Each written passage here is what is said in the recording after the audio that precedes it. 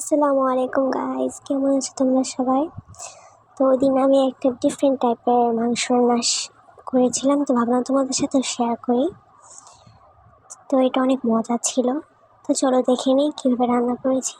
তো প্রথমে আমি রসুন নিয়েছি, আর চিলি সস নিয়েছি, আর অনিয়ন নিয়েছি। আর এখানে আমি ঘি নিয়েছি 2 চামচ। ঘির সাথে আমি সয়াবিন বা সরিষার তেল দিয়ে ভালোভাবে মিক্স করে নেব। তোমাদের হাতের কাছে যেটা থাকবে ওটা দিয়ে ভালোভাবে মিক্স করে নেবা, তবে ফ্লেভারটা আরও বেশি ভালো আসে।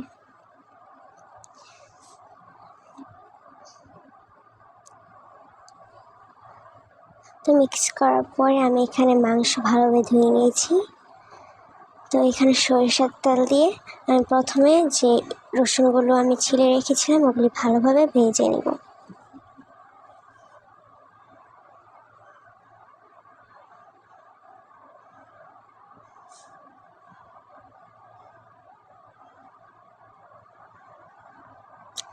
বেশি ভাজা যাবে না, শুধু লাল হলেই হবে। লাল করে ভেজে নেওয়ার পরে আমি এগুলি তুলে রেখে দেব। এই সেম তেলে আমি পেঁয়াজ ঢেলে নেব।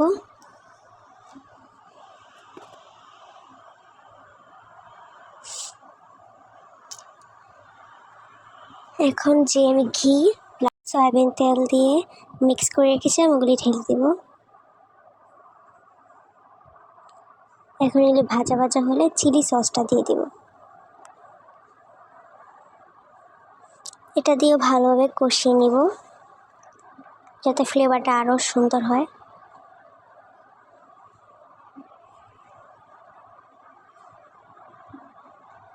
এখন লবণ দিয়ে নেব।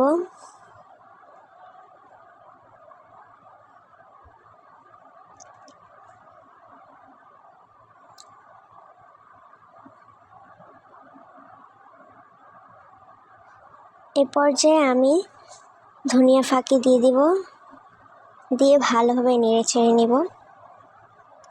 এখন যখন কষানো হবে তখন আমি মাংসগুলি দিয়ে দেব। মাংস দেওয়ার পরেও ভালোভাবে কষিয়ে নিতে হবে যাতে মাংসের ভিতরে মশলাগুলো ভালোভাবে ঢুকে যায়।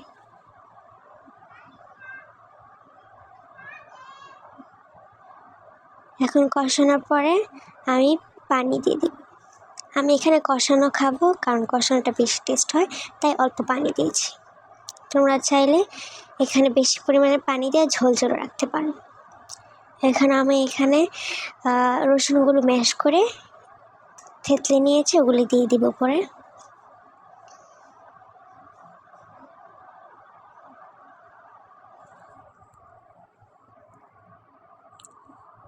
এখন আমি ধনিয়া পাতা দিয়ে সুন্দর করে নেড়ে ছেড়ে নামিয়ে নেব।